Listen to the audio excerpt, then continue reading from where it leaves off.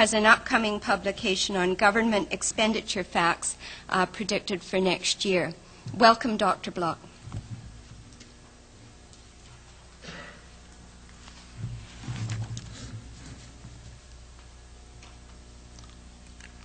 Thanks for the introduction.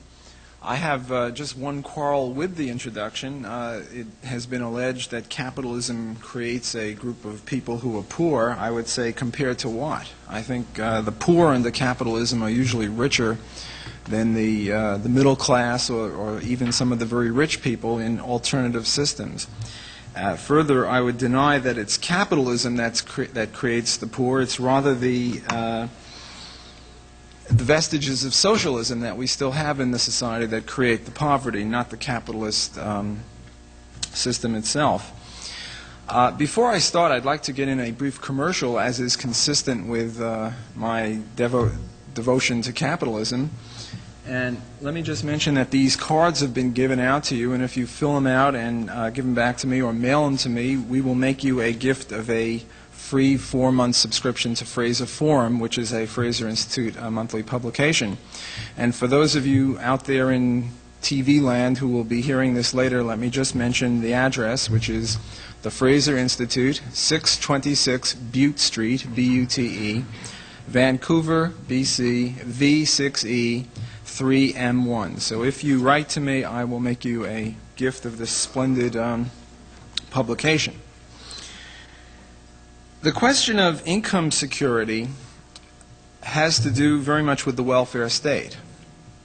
And in my view, the ideal situation would be that we have no welfare state at all. I think welfare is demeaning to recipients, it creates dependency, it reduces self-reliance, and it's morally suspect. Sorry, did you say something, sir? Oh, I see, okay. I thought there were questions already. Okay, he's talking to himself or to the camera. It's morally suspect, I claim, because the money that is derived through force, through the tax system. It's not a voluntary payment. Further, a large part of the perceived need for the welfare state is created by the existence and excessive influence of government itself. For example, minimum wage laws create poverty by creating unemployment, especially for teenagers and unskilled workers. There's occupational licensure, taxi medallions, central control, government ownership of industries such as the Post Office, Air Canada, ferries, Petrocan, CBC, the Agricultural Land Reserve, marketing boards, regional policies, tariffs, quotas, international barriers to trade, interprovincial barriers to trade.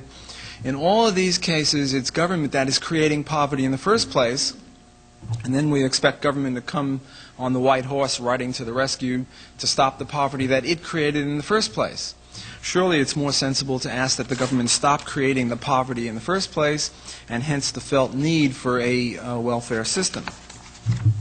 However, even if this is all corrected, even if government isn't busily out there creating poverty as it is, there would still be people, the mentally handicapped, the blind, quadriplegics, ill people, mothers with infant children.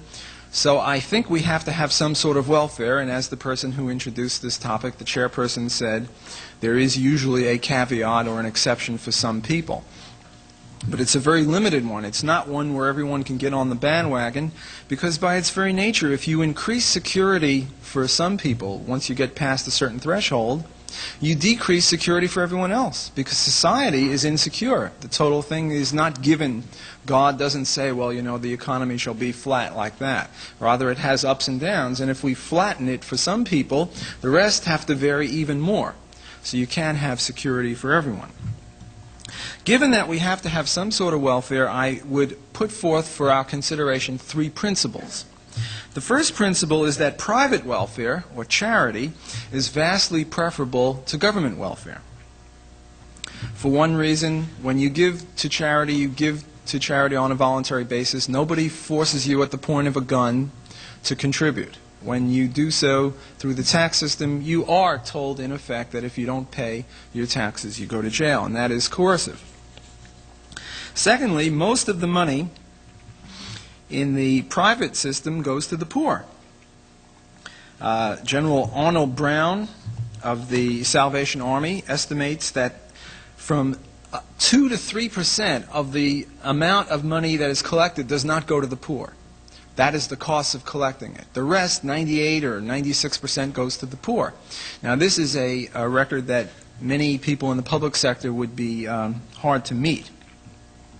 Thomas Sowell estimates that if all the money that has been gone for social welfare and helping the poor were just given to the poor instead, the average poor family would have some $70,000 a year. The fact that they don't have it shows that there are great leakages when it's done through the public system. The idea here is corporate welfare bums. It's the rich who get the welfare. The rich are the better organized. It's millions of dollars for bailouts for rich corporations and stockholders and very well organized unionists, and pennies for the poor. So if you're in favor of the poor, if you're in favor of the underdog, and you have the same goals as I share, then you should look very much askance at public means of channeling money to them, because these means do not succeed. All too often, the money is diverted to the people who need it the least. Third, private charity. Private welfare is much more efficient. The emphasis is on getting people back on their feet, not instilling dependency for 4 or 5 generations or more, as is done in some advanced welfare states. Traditionally, private charity was a task of the churches and other civic-minded organizations. Churches such as the Mormons, the Hutterites, the Catholics, the Dutch Church, synagogues, Christian churches of all denominations have established estimable records of helping the poor. Yet the main objections to privatizing welfare come from, paradoxically, the churches. In virtually every case where private citizens compete with government, or try to, they do so wholeheartedly. They are anxious to show that they can do a better job at a lower cost. This applies, for example, to private sanitation, private bus lines, and even to private competitors for mail delivery and police and fire protection, once such private alternatives have arisen. But there is one glaring exception to this rule. The ideological new class run private poverty centers which are in the business of providing food for the needy. They are, however, highly ambivalent about their role.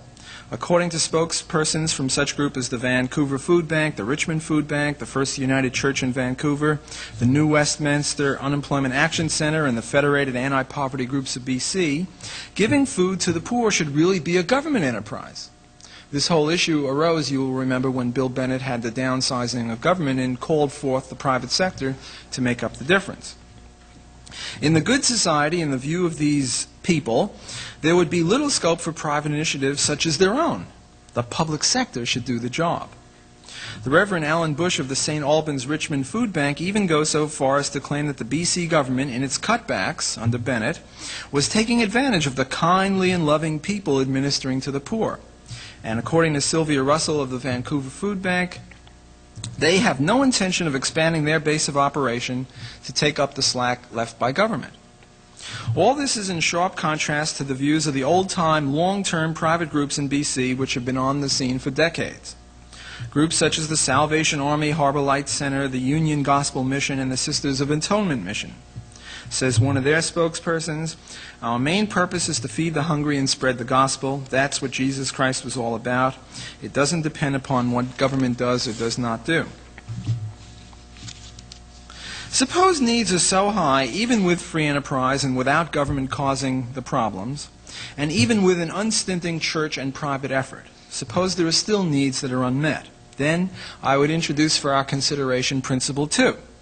And that is that we have limited state welfare, not welfare that is generous to a fault. The government welfare, or of whatever kind of welfare, should be as little as possible, consistent with maintaining adequate financial support. Otherwise, as our chairperson mentioned, incentives decrease. Now, perhaps the greatest example of the deleterious effects of welfarism run amok have to do with the black family in the United States. And I'd like to read some very pithy quotes about what's happening to the black family as a result of welfare. They're being victimized by the welfare state. The facts, quote, "The facts about the black family are brutal. More than half the black children born in the U.S. today are illegitimate. Almost half of these, 23% of all black children, are born to unwed teenage mothers. Every year, more black girls drop out of high school to have a baby than graduate from college. Over 50% of all black children are now being raised in single-parent households, meaning by unmarried black women. About 75% of all poor black children are in these families. This is a social tragedy of truly frightening proportions. It has never happened before in history. Mao Tse-tung's deliberate efforts to break up the nuclear family on the Chinese rural communes didn't have even a fraction of the effect that contemporary American social policies have had on black Americans. The welfare system makes an irresistible offer to every eligible female over the age of 16. It says to every black female teenager, you may be poor, you may have family problems, and you may be discouraged about your future. But if you have a baby right now, we will give you your own apartment, free medical care, food stamps, and a regular income over the next 20 years. If you have another baby soon after, we will increase your allotment. How many black men, poor or even affluent, can match this offer? How many teenage girls anywhere, black or white, poor or affluent, can afford their own apartment at age 16? These teenage girls who drop out of school and have babies are not ignorant, they are not morally weak, they are not sexually lascivious. They are simply rational human beings making the most intelligent choice on how to improve their economic condition. Now, a further quote. Black families are not really breaking up at all. Instead, black families are no longer forming. When women start families, they no longer look for a husband, they simply marry the state. Now, there are charges that, well, blacks, they never had much of a family structure anyway. That is false. I continue my quote. The black family was more than strong enough to survive the ordeal of slavery. There were cases of black men and women walking up and down the countryside after the Civil War, searching for wives, husbands, or children from whom they had become separated during the chaos and the conflict. Advertisements for lost spouses and children were still appearing in the black newspapers as late as the 1880s, 25 years after the Civil War. This survival continued right through the 1930s. One study of ethnic groups in Boston in the early part of the century revealed that the rate of broken families among blacks was actually lower than among most other ethnic groups, only around 10% at a time when illegitimacy in Irish families was running over 30%. Black social patterns were ruined only when liberals arrived on the scene in the 1930s with their aid to families with dependent children and other blandishments to let the state do for people what they aren't capable of doing for themselves. The tragedy occurred because blacks trusted the system. They didn't have the inherent suspicions to resist government assistance and avoid sympathetic bureaucrats like the plague, as many ethnic groups did then and still do today. No, the black family was more than strong enough to survive slavery. It was just not strong enough to survive the welfare system. Principle 3.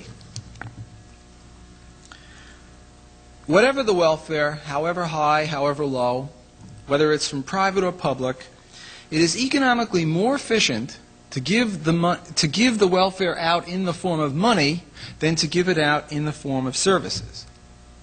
Or money gifts are more efficient than gifts in kind. It's an economic aphorism or an axiom in economics.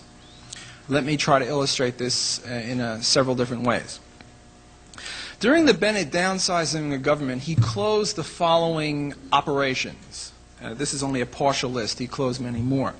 The Janus Child Care Center, the Consumer Association of BC, Planned Parenthood, Health Collective, Rape Relief, Rape Crisis Center, Family Places, Vancouver Transition House, Legal Aid, and Postpartum Depression Center, either closed or reduced the funding toward these groups. Which people were hurt by these closures or these downsizings?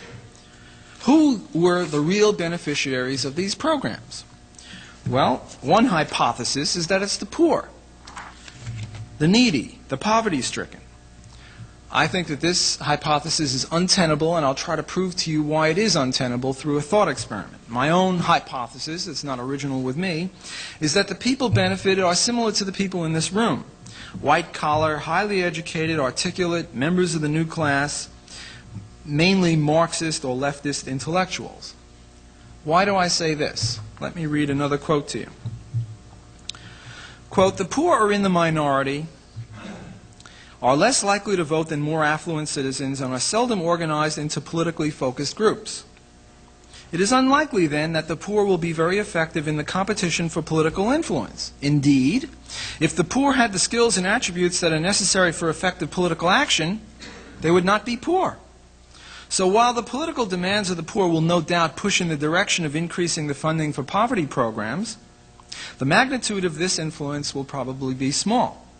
A more effectively organized and politically potent group with a vested interest in expanding government programs to aid the disadvantaged is made up of those whose employment depends upon these programs. These people include the several million people who are employed either directly by government welfare agencies or who, as private contractors and academic researchers, assist and advise these agencies.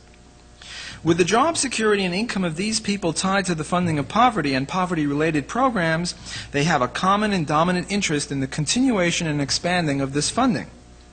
When this focused interest is coupled with the relative ease with which people can organize for political action through their employee organizations, poverty professionals become much more effective at obtaining political funding for poverty programs than the poor themselves. Just common sense. In order to prove this to you even the more, let me put forth the following mental experiment. Suppose we take all the money that used to be spent on Janus, child care, rape relief, legal aid, postpartum depression, this, that, and the other. Several millions of dollars. And suppose we consider all the people that used to receive the money in, say, 82 or 83. And we divide the one by the other. And we come up with some figure, namely that on a per capita basis, each person got $10,000 worth, say, of services of this sort. And now we do the following experiment. We go over to some lady and we say, look, Mrs. Jones, previously, before the downsizing, you would have got $10,000 worth of services of rape relief and this crisis and that and the other thing. And we're going to propose the following to you. We're going to give you the $10,000 right here. Here's a check. Now, you can spend it on anything you want. You can spend it on a new car, a new hat, food, a vacation, or on rape relief or crisis centers or whatever it is. What proportion do you people think in this room that the typical recipient would spend on these crisis centers? 90%? No. 80, 70, 60? Whenever I've asked this question, the typical response I get is, 3%, 5%, something like that, which I think is obviously true. The point is then that if the lady would only spend 5% of the money had she had it for herself on these crisis centers, then she is only benefiting from them to the tune of 5%, to the extent of 5%. If she would take the money on her own and spend it elsewhere, this shows that at least in her mind, she values the other things more importantly than the crisis centers or what have you.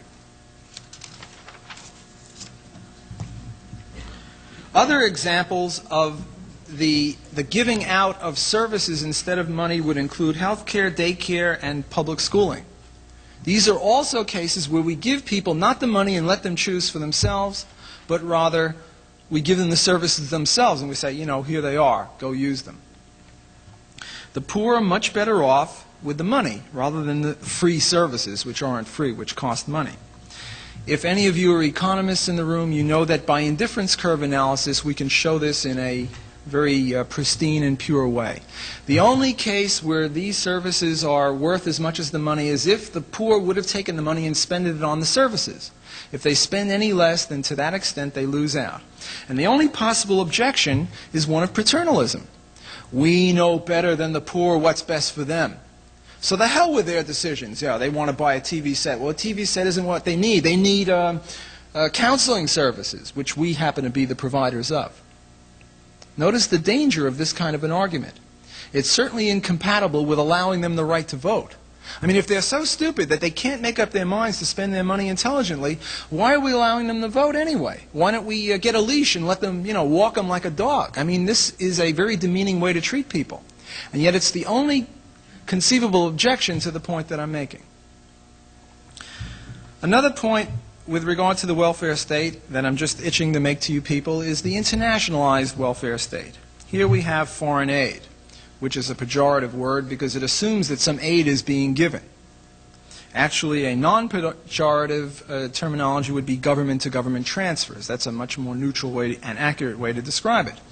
Unfortunately, the usual function is to prop up dictators by undergirding their crazy economic planning. For example, in the Soviet Union, the land that's been held in the public sector is 97%, and it accounts for 75% of the crops. The land that is privately held is only 3%, and it accounts for 25% of the crops. In Ethiopia, the reason we have a famine is because of the Marxist dictatorship and the price controls on agriculture. There are 3 M's, M as in Mary, that I would offer for your consideration as a way to summarize foreign aid. And the 3 M's are Mercedes, monuments, and machine guns. That's what the money really goes for. Those little kids, the starving kids that you see they don't get the money. It's the Marxist dictatorships or the left-wing or the right-wing dictatorships. Those kids don't get the money. It exacerbates conflict. In many of these recipient countries are tribal. If the government is limited to the night watchman state of Adam Smith, it really doesn't matter who is the government.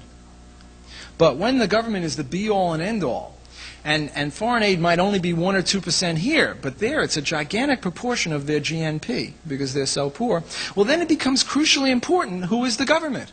And that's when you have masses of people killed. You're in the wrong tribe, plug them. And you have just tens of thousands of people dying because of well-intentioned foreign aid. Well, the way to hell is paved with, and its good intentions.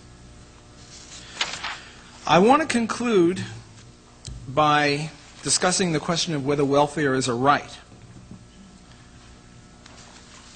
And I deny the contention that welfare, education, health care, daycare are rights. I think this is a perversion of language. In order to show what a monstrous perversion of language we get into when we consider these things as rights, I have to take a break for drugs. It's not steroids, though. It's just cough drops. I want to contrast the negative rights of classical liberalism with the new class idea of positive rights. Right to food, right to clothing, right to shelter, right to medical care, right to education, right to daycare, what have you. Now, traditionally, the negative rights were the right to be free of violence. And this was consistent with private property rights and the non-aggression axiom, namely you can do anything you want as long as you do not invade anyone else's person or property. And the philosophy undergirding this is limited government or a safety net under income, police, army, courts, fire protection, roads. That's the government's limited role. In contrast, we have the positive rights, the right to food, clothing, shelter, meaningful experiences, whatever. Here are communal rights, and you need a socialist state to enforce these kinds of positive rights. Rights, no matter whether they are of the positive or negative sort, operate in such a way that if I have a right, you have an obligation. If I have a right to be left alone, you have an obligation to keep your mitts off me. If I have a right to food, you have an obligation to cough up the food. If I have a right to clothing, shelter, daycare, you have an obligation to give it to me. So rights, whether they're positive or negative, work in that way that if I have a right to it, you've got an obligation to fulfill it. Now, I want to show you 6 points of contrast to show that the classical liberal concept of rights, of negative rights, just rights to be left alone, are very different than the positive rights. First is time. Negative rights are timeless. The caveman had a right 1 million years ago to be left alone. The spaceman 100 million years from now will have an equal right not to be raped, murdered, or pillaged. And we nowadays here have a right to go unmolested as we walk down the street. So rights are invariant to time. That is negative rights. But now take positive rights. Does the caveman have a right to a 1988 level of food, clothing, shelter, medical care? I mean, it's absurd. The caveman, I mean, to say that a caveman had these rights is ludicrous. Caveman has no right to running water or electricity. I mean, it was impossible in those days to give it to him. So notice it's not a right. It's something different because it is time dimensional, whereas negative rights are time universal. They apply at whatever era, epoch of time that you want to talk about, whereas positive rights cannot apply that way. Second point, the realism of it and versus the utopianism of it. We could, with an act of will, if we all resolve to keep our mitts in our pockets and not to murder, rape, or commit mayhem on other people, like that, have a land, a universe, a world of no negative rights violations. But could we, like that, have a land, a world of positive rights obligations being met? No. It's just impossible. People are people. I don't care. I don't think it matters for the point of view of welfare theory whether they live in Namibia or Canada or Switzerland. They all are human beings. They all have the same rights. And yet it would be impossible, just sheer impossible, to give everyone in the world, all the people in India and China, the same kind of a level of income maintenance that Canadians have in 1988. So notice that there's a very different way that these things are working. The first point is that positive rights are not timeless. They are time dimensioned. And the second point is that they are utopian in the sense that we couldn't have them right now. We'd have to work for it, whereas we could have negative rights right now if we had a sheer act of will. Third point is human agency. Consider Mother Nature, shipwreck, storm, drought. We just had Tropical Storm Gilbert or Mary Lou or Joanne or somebody. I get mixed up. And they just beat the hell out of Jamaica and other countries in the Caribbean. Well, was there any negative rights violation? No. The idea is gross. I mean, it's just ridiculous. Nobody violated their rights in the negative sense because you need a human agent to violate negative rights. But you could say that their positive rights were violated because, look, their houses were smashed to smithereens. They had no food. They had no shelter. They had no clothing. They had no education. Notice the ludicrous results that you get if you take positive rights seriously. Fourth is game theory. If I have more positive rights, you've got less of them. If I have more food, you've got less food. But it doesn't work that way in negative rights. If I have more peace and tranquility, it doesn't mean that you necessarily have less. Notice how differently the two concepts work. The fifth is Occam's razor. You people, academics, all know what Occam's razor is, the idea that simplicity is revered in science. Well, we already have a word for positive rights. It's called wealth. The only reason we concoct this thing called positive rights is because we have this emotional intangible that if it's a right, it has to be equal. And if it's a right, it's good. So let's tie our ideological theories onto something good that everyone reveres, namely rights. Well, it's just not etymologically correct. What people mean by positive rights is nothing different than wealth. And they ought to have the courage of their convictions to say that. The sixth point is charity. In a regime of negative rights, it is possible to have a thing called charity. I just give some money to this poor lady over here, and that's charity. But if there are positive rights and I say, well, here, my good lady, here's $1, go buy a cup of coffee or something as charity, she turns on me and says, what do you mean? Wait a second, that's not charity. I have a right to it. You have to give it to me. I'm collecting it as a debt. So anytime a rich person gives a poor person money, and he says, my good fellow, here's some charity, the poor person can say, forget it, that's not charity. The point is that if you consistently carry through the philosophy of positive rights, it's not just that charity will be less or low, charity will be impossible to give. We will have, in one fell swoop, eliminated a perfectly good word from the English language. Now, I'm not saying you might agree that it's good to get rid of charity. That's not a point I'm making. I'm making a linguistic point. I'm making a philosophical linguistic point that the very word charity is incompatible with this philosophy, from which I deduce the fact that since the word charity is a meaningful word, it's not like I'm saying blah, blah, blah, blah. We all know what charity is. If a doctrine eliminates this word from the English language, there's something wrong with the doctrine. Okay, it's time to summarize. What, if any, social services should the public sector provide? Well, my own contention is little or none. In the classical liberal tradition, government was used for defense, judiciary, army, police. The Fraser Institute philosophy would add a safety net of government as a last resort, not as a first resort. And I would reiterate the three principles. Private charity is preferred to government welfare. Limited state welfare is preferable to generous welfare. And third, welfare of whatever kind, from whatever direction, is more efficient and effective if it's given in the form of money than if it's given in the form of objects. Thank you for your attention.